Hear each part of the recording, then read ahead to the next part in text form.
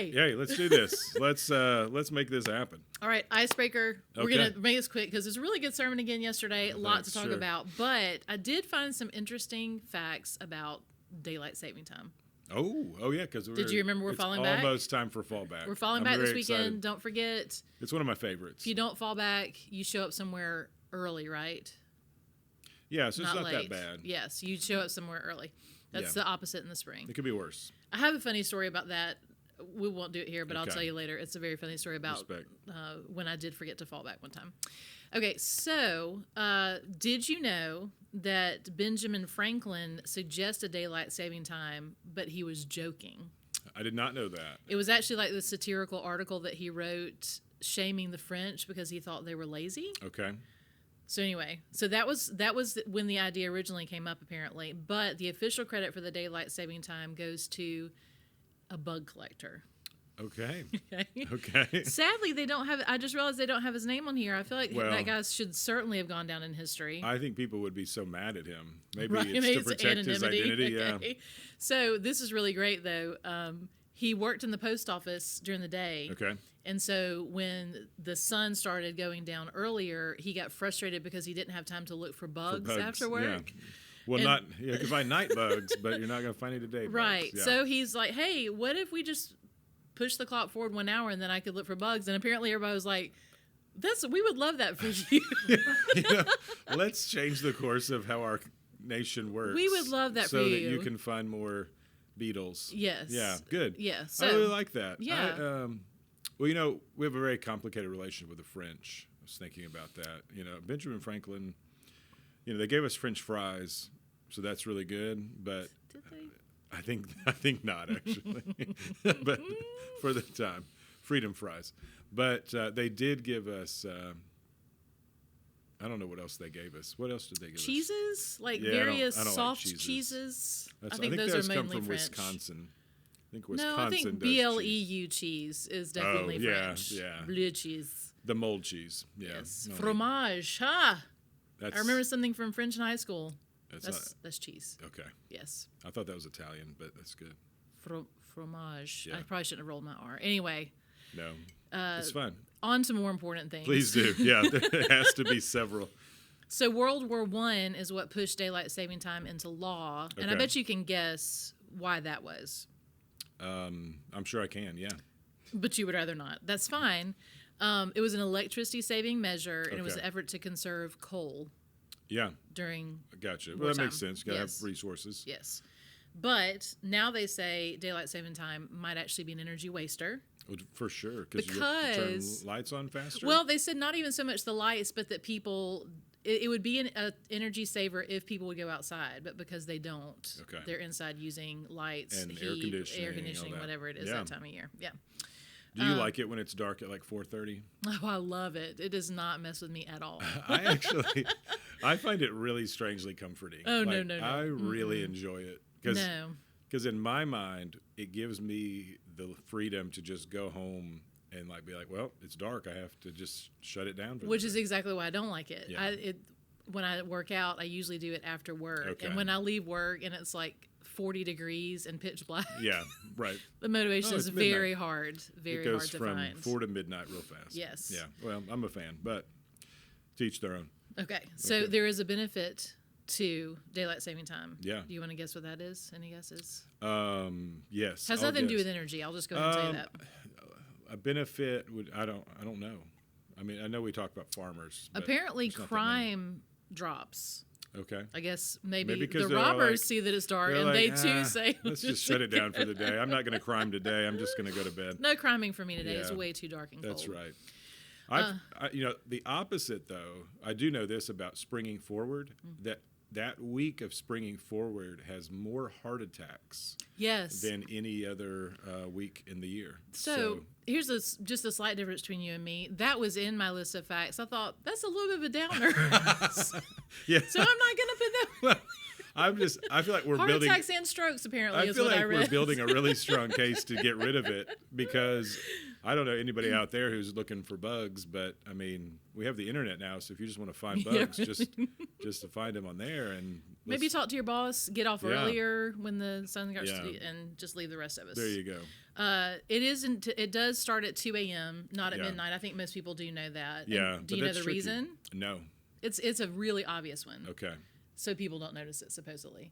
Most people are asleep at 2 a.m. Sense. Yeah. And so I guess except for our poor night shift workers. Well, when I was a kid, it was always really hard to understand 12 a.m. versus 12 p.m.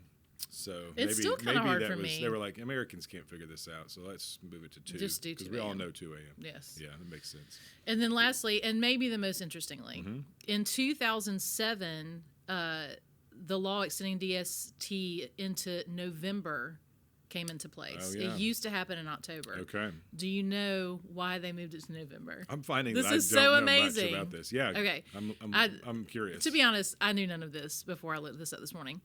But the candy industry lobbied for it so that it would not mess with trick-or-treating. I see. And thereby affect their sales. That makes sense. I guess. The sugar industry is a big industry, so you got to know. They're powerful. There was intense lobbying, apparently, for decades. And according to one report, they even went so far. I love the way this sentence is phrased. They went so far as to place tiny candy pumpkins on the seats of everyone in the Senate. What? In 1985. It still took until 2007. Yeah, I was going to say, that's a lot of pumpkins. Yeah, well, it's good to know that our Congress can be swayed by tiny candy pumpkins. Yes. Well, guys, I was going to vote against this, but... the tiny candy pumpkin just put me over. I needed a snack, and here it is. All right. That's funny. There you go. Now you know more about really that than you ever wanted to. Well, I did want to know. I didn't know I wanted to know, but now I know. Okay. And I'm intrigued. I do think we're moving to where people are just going to get rid of it soon. Right. So when I was talking about this earlier, someone did mention that Alabama has even introduced a law, right? Yeah, I think we talk about it every year here. It gets tabled. But, there's I think Arizona maybe and parts of Indiana they do not observe. It is not nationwide. Right. Yes. Yeah, to me that would be so confusing for a long time. Well, especially in travel too. Right. If you happen to go to one of those places that doesn't observe it. Or if you live on the border. I always worry about the people who live on the border between the Eastern and Central time zones. You always do. I worry about them all the time. I just think about it. As I go to bed, I'm like, what if they're late tomorrow? Or what if they're early tomorrow? I mean, what is going to happen? Check in with us, people who live in that area. Because there are some towns that are on both sides. Oh, yes. And that's very confusing. Yes. You're like, I'm going to go get some donuts. Still have another hour. Right. If you miss that window at McDonald's or Chick-fil-A because it's they stop at 10:30. Yeah. We'll have to talk about this, but I did discover recently that if you can go to places right at the flip, that there's a whole secret menu of combined things, so you can get an egg from McDonald's on a burger if you get it at the right time. Okay, if I'm hearing you correctly, we are segueing into icebreaker number 2. Okay. So, yes, please tell me more. So, no, we'll pick this up later because there's got to be more important things. But there's if you go to Chick-fil-A, I've seen pictures of these sandwiches that combine the breakfast items and the lunch items. Okay. But you have to get there right at the changeover where they still have this and still have that. So, I mean, when you say there's a secret menu, could I just get any combination of breakfast items, or are there specific things you can order? I think you just can get anything. As long as they have it, you can tell them and they'll do it. So. Interesting. I'm trying to think of what that would be. Yeah, we'll bring pictures next week. I've got a whole... maybe you could just bring some items. Well, they'd be from the Saturday before. That'd be kind of gross. That would be really gross. All right. Yeah, we could try it. That was not a good idea. Yeah, it'd be old. All right. We've got about 13 minutes now. Yeah, good. To do the recap. That's more but than half. we've gotten through some important material. We really have. And so many facts. People are ready for the changeover tomorrow or Sunday. Not tomorrow. Not tomorrow. You're messing up your people on the border, especially. Josh. No, those people are already lost cause. We're just going to try to survive here in the middle of the zone. Okay. Yeah. Saturday night, guys. Set your clocks back. Actually, let your phones do it. We kind of just pointed this out. It's Sunday morning, 2 a.m. Well, yes, but unless you want to get up at 2 a.m. and do it, I would do it before you go to bed. I think that's kind of the general practice. But to each his own. To each his own. If you get there really late or really early on Sunday, we'll be okay. We'll make it work. Yes. It'll be fine. Yes. There is grace. Now you've got me thinking I'm going to be looking for those people Yeah. that walk in, which reminds me again of the story I'm not going to tell, but just that's kind of what happened to me one time. Okay. This is a simple story, honestly. I walked in and I was like, wow, they're already preaching. Oh, this is the best part of the story. And this was right after Ken and I got married. So it's just like a newlywed, I guess. We just didn't know what we were doing. Right. I did not know until the news came on at a time I did not anticipate. I was like, oh, that's so weird. You probably were like... we missed a whole day. If you had like Facebook, you're like, I can't believe the church... I mean, what is the point of this? Yes. Why is the church starting so early? We went to lunch after... We went home and then went to lunch. When we got to lunch, there was nobody there. And literally, Ken and I still laugh about this because he was like, this place is going to shut down if it's not busy on Sunday. This is Sunday after church. What is happening? We were an hour behind everyone all day long. It was fun. That'd be fun, though. Good memories. That'd be like a fun way to live a day. Like just... If you didn't have actual responsibilities, right, yes. Right, yes. Yeah. No one to get upset with you. This was just us just living in oblivion for a solid 12 hours at least. That's a good life, though. Yes. It'd be fun. Okay, on to the message. Yes. So speaking of the message. Yeah. You read a passage from it yesterday. I did. Which I've never read from that. Yeah. But you said... So what do you use that for specifically? Because you did say something about that. I think, if you're trying to if you're trying to be exegetical, meaning you're trying to study the passage kind of in depth and really get at it, then there's great translations I like the New English translation. I like the ESV, the Holman Christian Standard, now called the Christian Standard Bible. Those are all good. The Message, though, really is a helpful devotional tool, and that's really what it was designed to be. Mm-hmm. Eugene Peterson, I had a chance to meet him at Beeson when he was there speaking, and it was right when people were kind of mad about the message, and they were like, well, I can't believe you do this, but a couple things. Number one, he was an expert in Greek and Hebrew, so he translated it from the original languages. He could read the Greek and the Hebrew Bible out loud to you in English. You could translate it in the spot, so he knew what he was doing. But also, just he has a way to put it he wanted to put it in the language that allowed people to see the heart behind a lot of the words. Mm-hmm.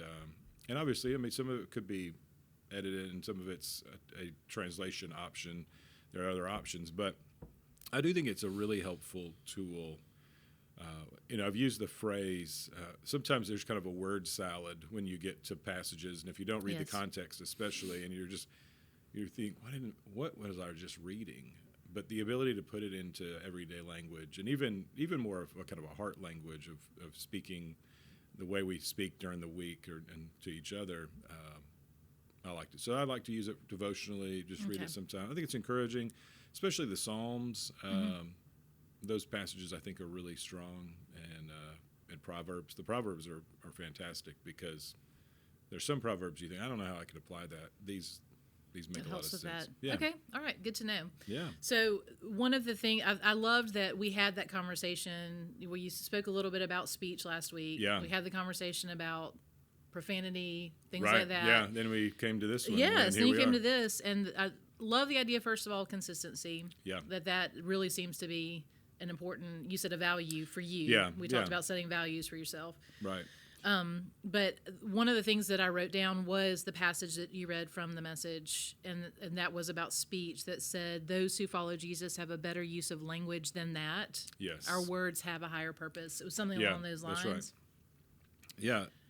I think that's, to me, again, we can't always focus on the what not to do, but what is better, how should we, because we'll talk about a lot of that this coming week, where we're going to talk about how to use our time, which is, that's really getting into,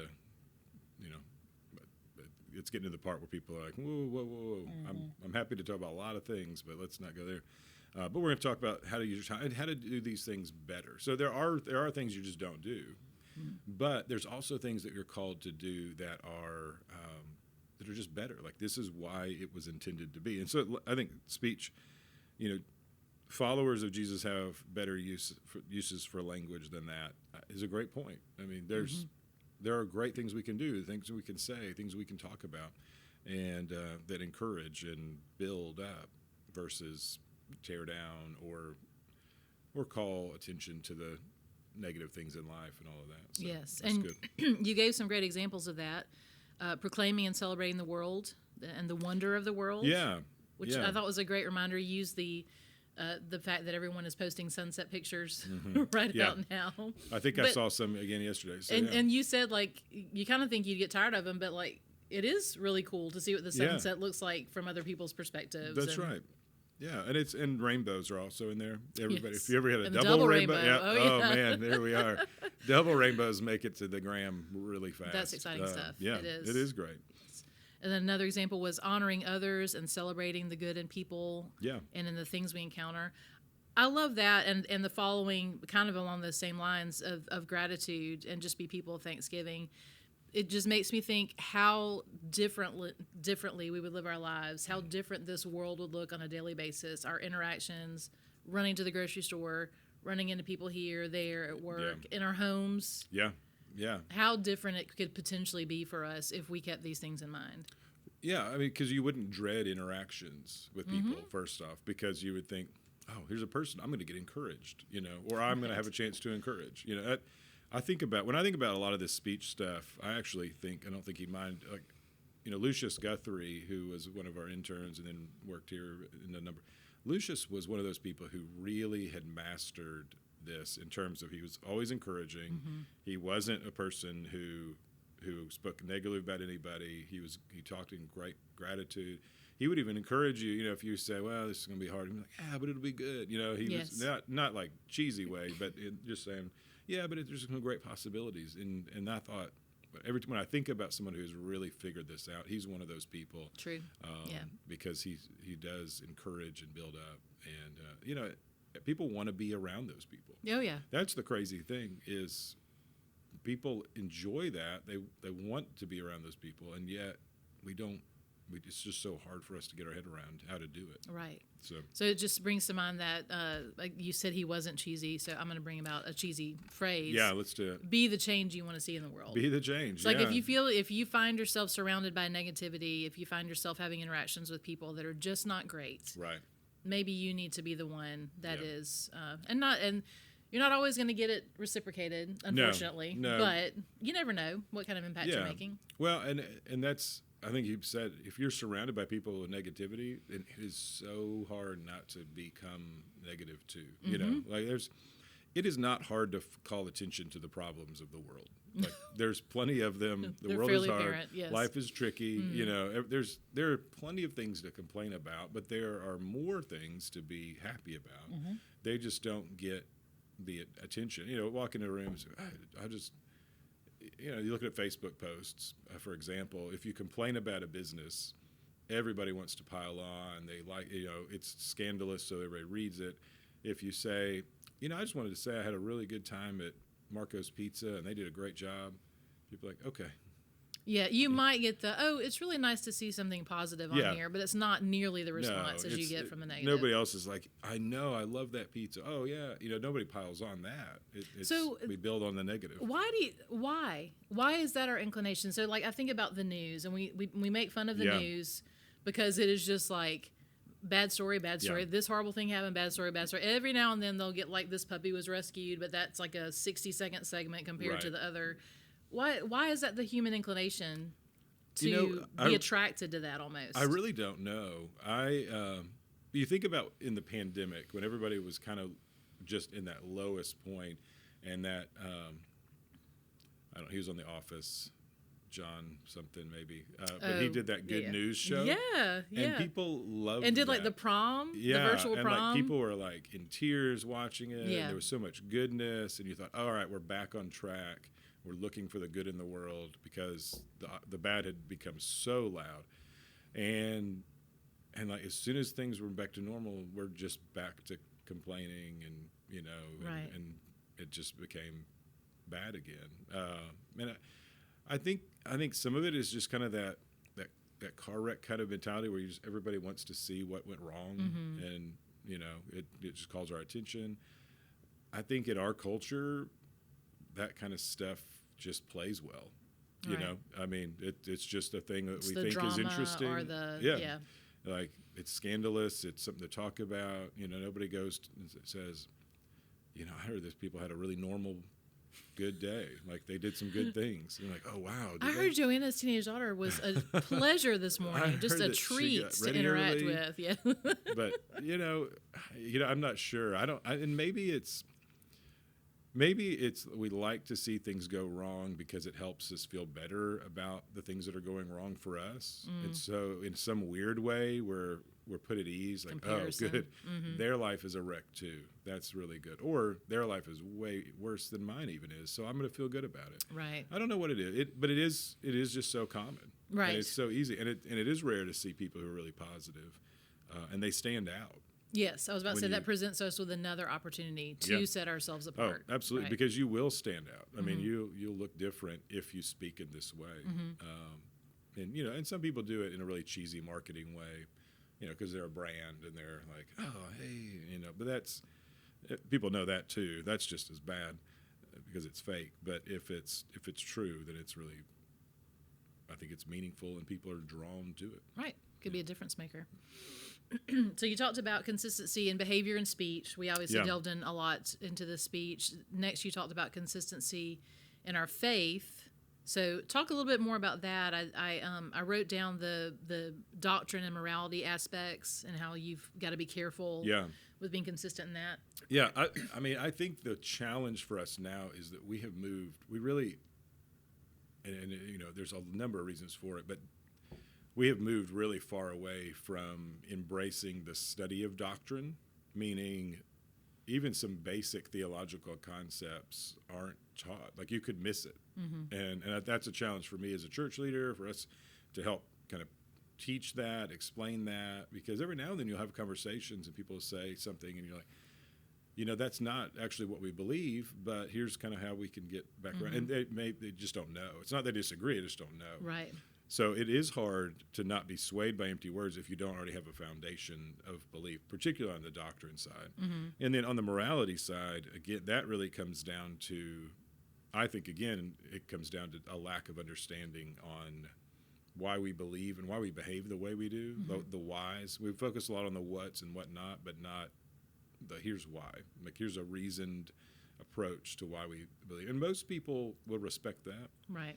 In both levels, doctrine and morality. Say, well, this is what we believe, this is why, this is, you don't have to agree with me, but this is why we have these convictions. And here's the biblical foundation. Here's the biblical foundation. Here's the church had these meetings of these brilliant people throughout the centuries. They talked about it. They looked at this, but they didn't go this direction because of this or that. And in the end, you think, oh, okay, well, there's a rich history and a development here. It's not just what my pastor said one time. Right. It's all kinds of things. I did not mean for that to actually. That was good. Hey, it gives us a sense of urgency there. There's a difference between the stopwatch and the timer. There is. The timer makes a noise. So we've learned a lesson here. The stopwatch, you can just look and see how much time has passed. But it's great. But that's okay. We went down and up. So that's consistency in our faith. Let me jump. Let's hit relationships really quickly. So let's go quickly through. So relationships, let's skip that one actually, and let's go to the practical steps because I think this is really important. One of the things that we talked about was really looking for those seeds of immorality, and what I was trying to get at was this idea that all of us are susceptible to sin in some particular way, and if we're not mindful of it, if we're not watchful for it, then we're going to struggle. Right. And it's not that we're sinning when the temptation comes, but there is some wisdom in preventing that, so not putting ourselves in a situation where we're tempted. So ridding ourselves of those seeds of immorality, because Paul is not saying you can't do these things. He's saying, he's saying don't do these things, but he's not saying it's impossible for you to do. He's saying watch out. Right. Like, be careful not to fall back into this way of life. And that's the idea. And then we talked a lot about this spiritual idea, the spiritual discipline of watching. And this is big for me because it is, we talk about praying all day, every day, this always constantly being in prayer. But part of that is also being aware of what God is doing. And that's where I think we really have a lot of room to grow, is to find where God is working in the world, in our hearts, but also just in the everyday things. Right. And it could be on big scales like sunsets. It could be on small scales like, hey, look, God, I just feel like God is calling me to go speak to this person. And it can get dangerous. You can be weird. Like, well, I think God is calling me to, cash it, go sell my house, and buy a Lamborghini. But we got to be careful there.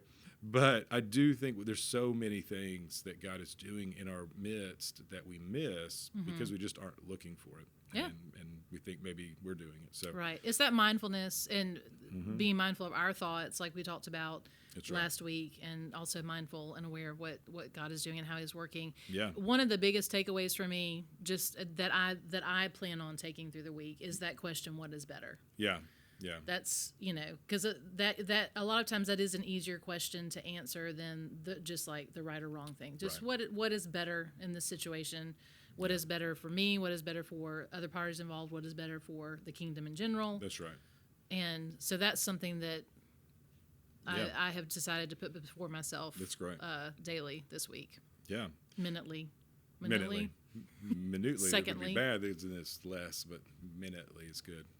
Yeah. So we have some Old Town things real quick to hit. So many things. Yeah, so many things. In fact, what I would probably say is go to the website if you really want all the details. One of the things I missed last week, or I missed yesterday, we've been invited to do a little service project at the elementary school. Okay. So Helena Elementary? Elementary. We've got a need for pressure washing. They like to pressure wash the sidewalk there because they want to paint a line down it, which they'd also like for us to help do. Okay. So November 13th is Saturday. So we're going to send some folks out there on that. That'll be the Saturday after the Pew Party, which we talked about yesterday, Yes, which the Pew Party, Thursday, which November 11th, is the 11th. Which is at 5:30 or 6. And again, stay tuned. We'll let you know what time. Be there at 5:30. Yeah, and maybe you'll just have some time to 5:30. fellowship if we don't start. There's till a 6. time change, so make sure you've changed your time before that. So there's a Pew Party. So two great ways to serve. That's a great way to pour into things going on. Pew Party. And if you just want to be like an encourager for the Pew Party, like I don't want to lift anything, but I just want to be like a part of the Pew Party. I feel like I just want to say that over and over again. Yeah, I do too. I keep wanting to say like a Pew Party doesn't stop. Like it's one of those. The Pew Party don't stop. Yeah, I think that's it. But anyway, so it will stop though because there's a limited number of pews. But there will be a Pew Party too. There is, so which yeah, is that's super true. exciting. There is, because they will have the pews will back. have to be moved back into the sanctuary. Boy, that's going to be great. So I'm going to do some rapid fire though. We let you guys know we do have needs in the tech area. Brody is pumping his fist off camera.